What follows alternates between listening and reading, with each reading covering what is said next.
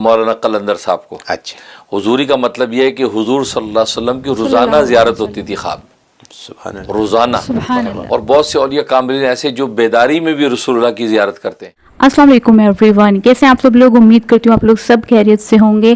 آج میں ایک ایسی شخصیت کی ویڈیو پہ ریئیکشن دینے جا رہی ہوں جن کو میں نے ابھی تک نہیں سنا ہے.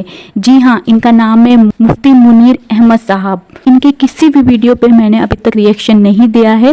آج میں ان کی ویڈیو کو پہلی بار میں دیکھنے جا رہی ہوں، اور یہ ویڈیو حاجی امداد اللہ مہاجر مکی رحمۃ اللہ علیہ کا ایک بے حد دلچسپ قصہ سنانے جا رہے ہیں، جس میں سیدوں کے احترام کی ایسی گہری بات ہے جو ہم سب کو جاننا ضروری ہے. تو چلیے دیکھتے ہیں اس ویڈیو میں کیا ہے وہ قصہ. اور یہ ویڈیو آپ کو پسند آئے تو لائک کیجئے گا. میرا یہ ریئیکشن ان کی ویڈیو پہ آپ لوگوں کو کیسے لگا کمنٹ میں ضرور لکھیے گا. تو چلیے ویڈیو پلے کرتے ہیں. Let's started. ویڈیو کے نیچے سبسکرائب کے بٹن پہ کلک کریں، بیل کے آئیکن پہ کلک کیجئے تاکہ ہر نئی ویڈیو کی نوٹیفیکیشن آپ کو مل جائے. مجھے واقع یاد آیا حاجی امداد اللہ مہاجر مکی رحمۃ اللہ علیہ. جی. یہ شیخ العرب والعجم ہیں اور بڑے اکابر علماء دیوبند میں سے، علماء بریلوی میں سے جتنے اکابر ہیں سب انہی کے سلسلے میں بیعت ہیں، اور یہ ہمارے سلسلہ چشتیہ کے بڑے سرخیل ہیں. انہوں نے واقعہ لکھا کہ میرے استاد تھے، ان کا نام تھا مولانا قلندر شاہ.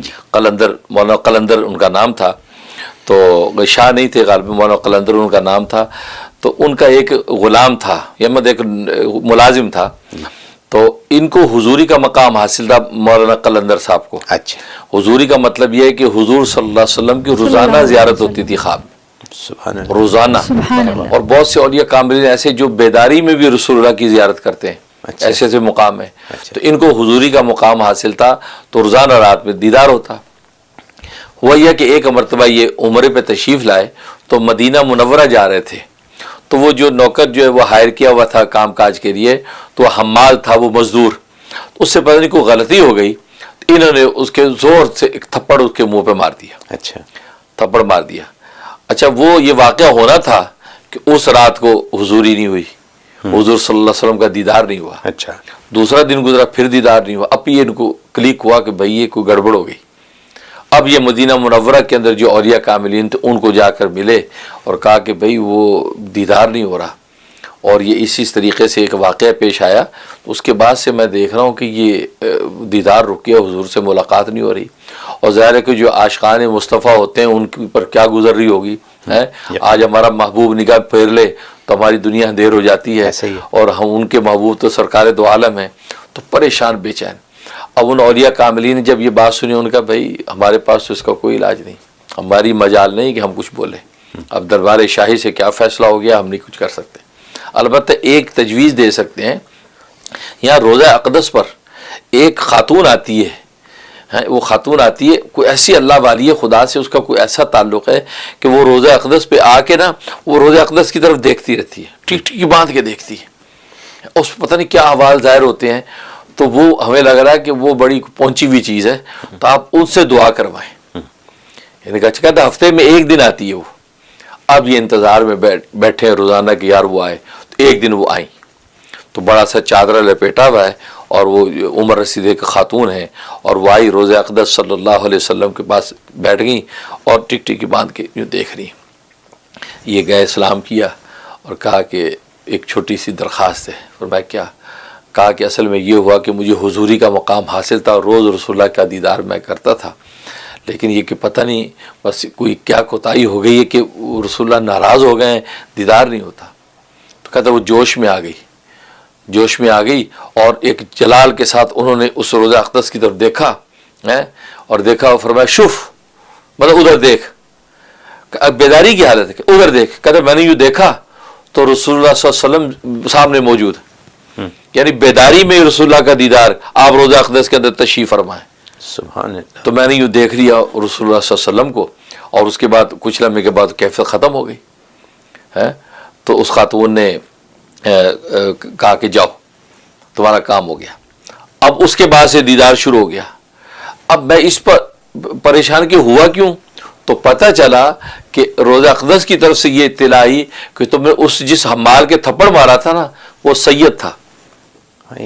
وہ سید تھا کہ فرمایا تم نے میری اولاد کے حق میں یہ ناانصافی کی ہے، اور یہ وہ دکھ اور ناراضگی تھی کہ رسول اللہ نے منہ پھیر لیا. उस पर हाजी इमदादुल्लाह मुहाजिर मक्की रहमतुल्लाह लिखते हैं कि सैयद की निस्बत इतनी ऊंची निस्बत है कि रसूलुल्लाह का खानदान है वो किसी हाल में, अब एक मजदूर की हालत में अगर वो फिर रहा है, अब आप उसको घटिया समझ के आप उसको थप्पड़ मार दें हैं, और जा रहे हैं आप उन्हीं के बादशाह वक्त के दरबार पे जा रहे हैं, उसी की औलाद का आप रुसवा कर रहे हैं, तो रसूलुल्लाह नाराज हो गए। इसका मतलब है कि दुनिया भर भी जहां भी सैयद औलादे रसूलुल्लाह की हैं, रसूलुल्लाह की नजर उन पे है, उनकी वो दस्तगीरी और उनकी हिफायत करते हैं, नजर रखते हैं वो। लिहाजा इसलिए हजरत हकीमुल उम्मत मुजद्दिद मिल्लत मौलाना अशरफ अली थानवी रहमतुल्लाह अलैह ने भी लिखा है कि सैयद की फजीलत जो है वो अमल की वजह से नहीं है, वो नसब की वजह से है। बाद लोग उसको अमल की वजह से तोलते हैं, और यार छोड़ो ये सैयद है ना, नमाज पढ़ता है ना रोजा रखता है, ये सैयद है, ये ऐसा ऐसा है। वो फरमाते हैं हालांकि उसकी फजीलत अमल की वजह से है ही नहीं, उसकी फजीलत तो नसब की वजह से है, क्योंकि रसूलुल्लाह का रिश्तेदार है, और रसूलुल्लाह के साथ जिसकी नसब होगा और साहिब ईमान होगा, तो रसूलुल्लाह कुछ भी हो, रसूलुल्लाह की उस पर नजर होगी। बेनमाजी तो रसूलुल्लाह उसकी नमाजी होने के लिए रसूलुल्लाह कितनी तवज्जो दुआएं कर रहे होंगे, लेकिन आपको हक नहीं है कि आप उसके ऊपर जो उंगली उठाएं। इसलिए फरमाया, और ये फरमाया ये वो अदब है कि रसूलुल्लाह की औलादों का आप अदब और मोहब्बत देंगे, रसूलुल्लाह खुश होंगे, और रसूलुल्लाह खुश होंगे, आप दीन दुनिया की खैर आपको पा जाएंगे। वाह सुभान अल्लाह, क्या बात, कितनी खूबसूरत बात है, और मालूमात है, बहुत खूब। तो दोस्तों ये था मेरा रिएक्शन इस दिलचस्प और सबक हासिल करने वाले वाक़े पर। सच में सैयदों का एहतराम और उनकी अज़मत कितनी ज़रूरी है, ये इस वीडियो में साफ ज़ाहिर होता है। अल्लाह हम सबको सैयदों का अदब करने की तौफीक अता फरमाए, और आप सल्लल्लाहु अलैहि वसल्लम की सुन्नत पर चलने की तौफीक भी अता फरमाए, क्योंकि सैयदों का अदब करना, आप सल्लल्लाहु अलैहि वसल्लम की बताए हुए रास्ते पर चलना, एहतराम करना, सुन्नत को फॉलो करना, ये सब भी एक दीन का हिस्सा है, बहुत इम्पॉर्टेंट पार्ट है। आपको ये वीडियो कैसे लगा और आपका क्या ख्यालात है कमेंट में ज़रूर बताइएगा। वीडियो पसंद आए तो लाइक कीजिएगा, शेयर कीजिएगा और चैनल को सब्सक्राइब करना ना भूलिएगा। मिलती हूँ अगली वीडियो में, तब तक के लिए अल्लाह हाफिज़।